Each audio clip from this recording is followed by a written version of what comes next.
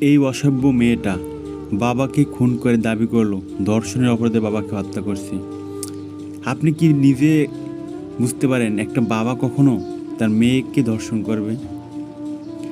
আর এইটা সাপোর্ট করে মূর্তি কোনো সত্যতা যাচাই না করে নির্বিবাদীরা তাকে হিরো বানিয়ে দিল।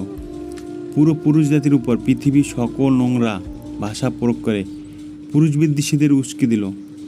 কিছু পুরুষত্বহীন বিসিওয়ালাগুলো খুনিটাকে প্রশংসা ভাসাতে লাগলো। মূলত সে একজন সমকামী ছিল।